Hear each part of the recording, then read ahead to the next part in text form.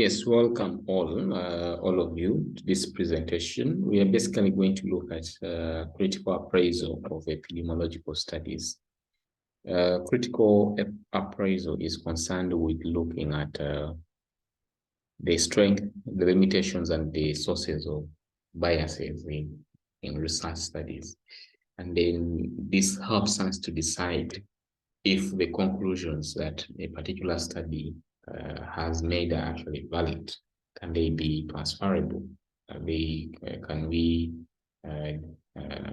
transfer the findings to another setting? Can we include this study in our meta-analysis? These are questions that can actually be answered when we carry out what we call critical appraisal. So critical appraisal is very, very important.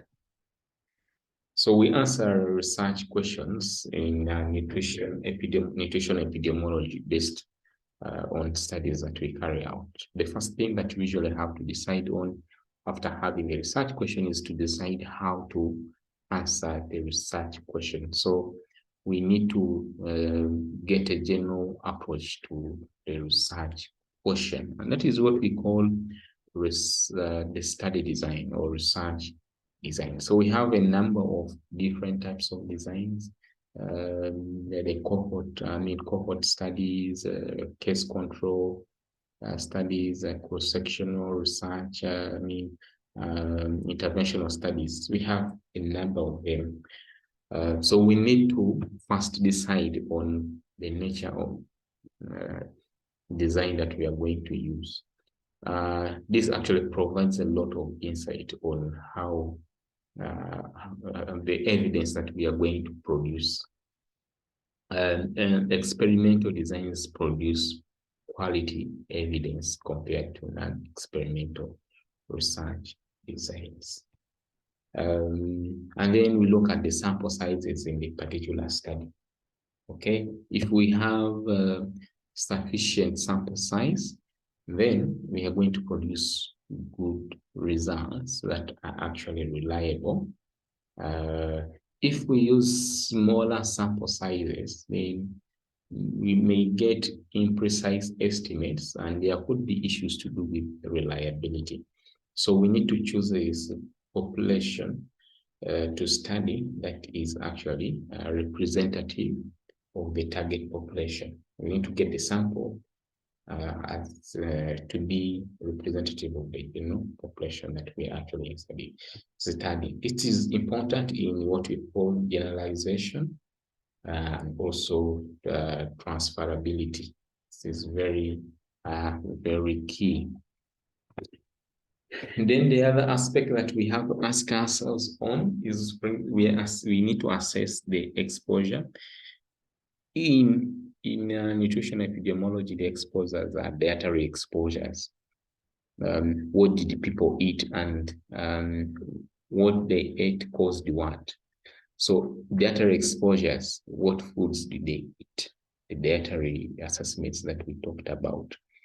We need to make sure that we measure these dietary exposures appropriately. So we can have what people tell us, what we call self-reported dietary questionnaires. Or we can actually withdraw their blood samples and take measurements of biomarkers. Okay, so how did the study assess the exposure? That is very key. Are there likely sources of bias or not? I think that's a very important question. And then the outcome of interest. The outcome of interest is the disease of interest. How did they assess the disease of interest? If the disease of interest is diabetes, how did they assess for the presence of diabetes in an individual? How did they measure the blood glucose levels? Okay, that's very important to look at. And what are the possible sources of biases because of the method that they use to assess the outcome of interest? Are there any potential confounding factors? The confounding factors are those variables that can actually distort the relationship between the nutritional or the dietary exposure and the health outcome of interest. So you need to make sure that you don't have another factor that influences the outcome of interest. Take care of it. Okay, it's through statistical methods. Okay, so these confounding factors may be the age, the sex, socioeconomic status, physical activity, and others. They can influence the outcome of interest. So you need to take care of them. Some people, if they are investigated for a longer period of time, they may drop out of the study, and they may distort the findings of the study. Basically, bring about issues of validity. So it is very important that you have an appropriate way of handling data that happen, that is actually missing because of loss of follow-up.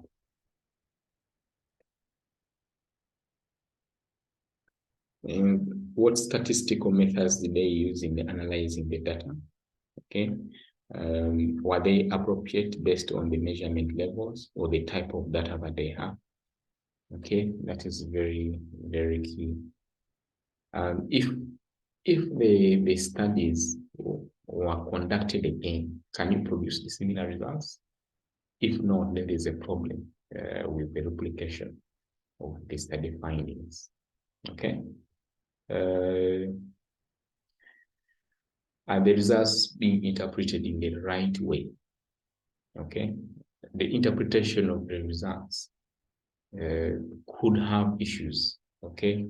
Some people may not report the findings in the appropriate way. They are not transparent, or they overgeneralize. So it becomes a problem in how the findings are interpreted. Has the person declared their interest in the study? Is there any conflict of interest? Who's sponsoring the study? Are the sponsors having the potential to influence the findings of the study? That has to be very clear. Okay, generally, it is very, very, very key to have a good understanding of epidemiological studies in terms of their designs, in terms of the methodologies, interpretation, and the conclusions, how the conclusions have been made. Asking these questions are very, very pertinent in evaluating the credibility and the credibility of the different studies and whether you can really take the conclusions or not. Thank you for listening.